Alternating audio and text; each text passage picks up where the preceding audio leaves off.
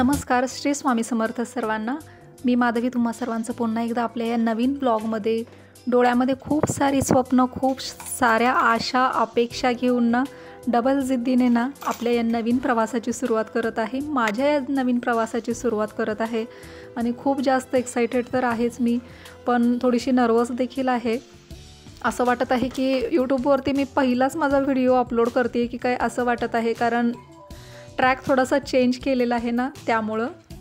तर मी आज तुमच्यासोबत ना विंटरमधील थंडीच्या दिवसातील माझं मॉर्निंगचं रुटीनच शेअर करत आहे, कारण या वेळेसच ना भरपूर कामं असतात मला आणि थंडीच्या दिवसात गरम गरम आलू पराठा, मेथी पराठा हे सगळे पराठे खाण्याची ना मजाच वेगळी येते.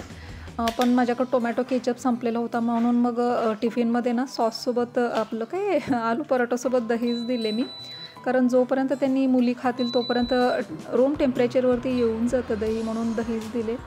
त्यानंतर मुली वगैरे गेल्यानंतर पूजा करायला घेतली मी, कारण सकाळी सकाळी तेवढ्या गडबडीमध्ये ना पूजा होत नाही.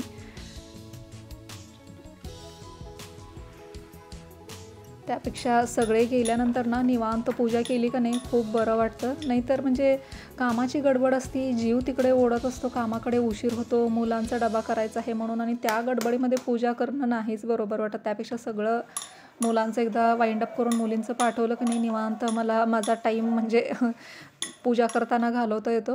त्यानंतर माझ्यासाठी आणि हजबंडसाठी नाश्ता बनवत होते मी. थोडेसे ना म्हणजे वैभवी आणि त्यांनी जास्त तिखट खात नाहीत, मग त्यांच्यासाठी थोडेसे सेपरेट बनवले, कमी तिखट टाकता, आणि मला आणि वैष्णवीला ना खूप जास्त स्पायसी लागतात, म्हणून मग आमच्यासाठी थोडीशी जास्त हिरवी मिरची टाकून सेपरेट बनवलेले होते मी पराठे, आणि खूप छान झालेले होते. हेच पराठे ना बटरसोबत खाण्यासाठी अगदी मस्त मस्त लागतं. सकाळचा नाश्ता ना अगदी पोटभरीचं होऊन जातो, आणि थंडीच्या दिवसात कसं खूप जास्त भूकही लागते आणि आपण जेवण केलेलं खूप लवकर आपलं डायजेस्ट देखील होतं, म्हणून सकाळी सकाळी असं चांगला हेवीच नाश्ता घेतलेला बरा असं मला तरी वाटतं. त्यानंतर नाश्ता वगैरे झाल्यानंतर आज डाळ मेथीची रेसिपी मी तुमच्यासोबत शेअर करत होते, कारण मी तुम्हाला जसं सांगितलं ब्लॉग जरी सुरू केलेले असले ना तरी रेसिपी आपल्या मिस होणार नाही आहेत, तर अजिबात तुम्हाला डिसअपॉइंट करणार नाही आहे मी. तेलामध्ये जिरीची फोडणी केलेली आहे, 2 लवंग, थोडीशी दालचिनी आणि अर्धच तमालपत्र टाकलेलं आहे मी. हेच ना तुम्ही डाळ शिजवताना त्यामध्ये देखील टाकू शकता लवंग, दालचिनी वगैरे, पण मी तिथं नाही टाकली, इथंच टाकत आहे. एक कांदा टाकून ना कांदा हलकासा मऊ करून घेतले. कांदा मऊ झाल्यानंतर टोमॅटो टाकलेला आहे, 1 ते 1.5 टोमॅटो टाकलेला आहे इथं. थोडंसं मीठ टाकून टोमॅटो छान असं मऊ होईपर्यंत ठेवत आहे मी. तोपर्यंत ना मेथी कट करून घेतली. मेथी तर खूप जास्त फ्रेश भेटते, आणि थंडीमध्ये ना मेथी म्हणजे खाल्लेली पण चांगली, आणि खूप जास्त छान हिरवीगार अशी आलेली आहे मार्केटमध्ये, त्यामुळे आवर्जून मेथीचा खूप जास्त समावेश करा. मेथी बारीक कट करून टाकून छान परतवून घेतली मी, म्हणजे त्याच्यातील कडवटपणा पूर्णपणे निघून जातं अशी परतल्यानंतर. त्यानंतर आपले बेसिक मसाले, लाल तिखट, हळद, थोडीशी धने पावडर टाकून थोडंसं पाणी टाकले याच्यामध्ये, कारण करपायला नको, पातेलं स्टीलचं आहे ना, आणि तो मसाले सगळे शिजत आहेत तोपर्यंत मी डाळ शिजवून आधीच घेतलेली होती. 1 वाटी तुरीची डाळ आणि त्याला ना अर्धी ते पाऊण वाटी मसूरची डाळ टाकलेली होती मी, शिजवून घेतलेली होती. डाळ खूप जास्त बारीक केलेली नाही आहे मी, अशी अख्खी डाळ ना तशीच ठेवलेली आहे, तशीच दिसायला ना छान दिसते ती. डाळ जोपर्यंत शिजत आहे ना आपली, तोपर्यंत थोड्याशा भाजलेल्या शेंगा घेतलेल्या आहेत, आणि थोडंसं पाणी टाकून त्याला असं क्रीमी असं वाटून घ्यायचं, म्हणजे खूप जास्त क्रीमी पण नाही, पण असं थोडंसं मोठंच राहायला हवं. पण इथं ना एक आंटी अशीच बनवतात डाळ, आणि खूप छान जास्त टेस्टी होते, म्हणून मी देखील अशी बनवते. खूप जास्त वेगळी थोडीशी चव येते, असं वरून शेंगाचं कूट टाकण्यापेक्षा ना असं टाकलं ना वेगळीच मस्त अशी चव येते. मीठ टाकून डाळ आपली साईडला छान अशी शिजत आहे, उकळत आहे, तोपर्यंत ना वरून एक असा तडका बनवत आहे मी. थोड्याशा तुपामध्ये बारीक चिरलेला लसूण टाकले, थोडीशी कसुरी मेथी आणि लाल सुक्या मिरच्या टाकलेल्या आहेत, आणि हाच तडका ना या डाळवरती टाकून पटकन असं झाकून ठेवून देऊया आपण, म्हणजे पूर्ण फ्लेवर ना त्या फोडणीचं त्या डाळमध्ये उतरलं. सॅलडशिवाय तर जेवण अधुरं आहे, कारण कंपल्सरी तुम्ही देखील ना काही सॅलड तुमच्या ताटामध्ये जरूर ॲड करत चला. भरपूर सारं फायबर जातं त्यांना आपल्या पोटामध्ये, आणि फायबर भरपूर गेल्यामुळं पोट म्हणजे डायजेस्टिव्ह सिस्टम आपली खूप छान राहते, फायबरचा इंटेक जास्त केल्यामुळं. आणि डाळ मेथी गरम तयार आहे, त्यासोबत मी बाजरीच्या भाकरी बनवलेल्या आहेत, गरम भात, तूप, अगदी सिंपल साधंसुधं जेवण आहे आज. काही खूप जास्त असं तामझाम नाही आहे माझ्याकडं, अगदी सिंपल विंटर स्पेशल थाळी म्हणू शकता तुम्ही. मी माधवी तुम्हा सर्वांचं पुन्हा एकदा आपल्या या नवीन चॅनलच्या नवीन नावासोबत ना पुन्हा एकदा तुम्हा सर्वांचं खूप खूप अगदी मनापासून स्वागत करत आहे.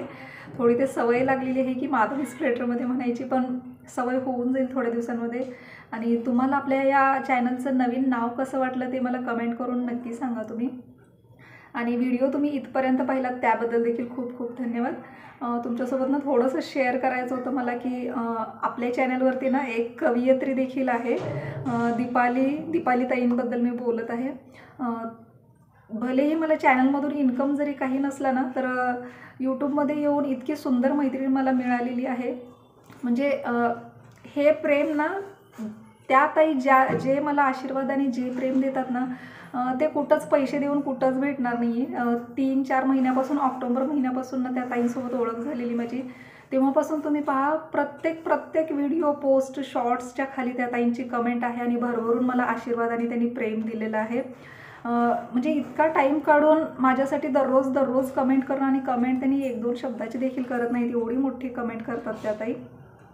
इतकं सारं प्रेम असतं ना त्यामध्ये. आपले घरचे देखील इतकं कमेंट करून कोण इतकं लिहित बसायचं म्हणून कोणी करत नाही, पण त्या ताई प्रत्येक वेळेस कमेंट करतात. मग हेच मला होतं की म्हणजे हे प्रेम ना पैसे देऊनसुद्धा भेटणार नाही आहे, हे असं प्रेम मला यूट्यूबमधून भेटलेलं आहे आणि म्हणजे कमवलेलं आहे. मी एक मैत्रीण, खूप छान सुंदर अशी मी मैत्रीण कमवलेली आहे असं म्हणायला काही हरकत नाही.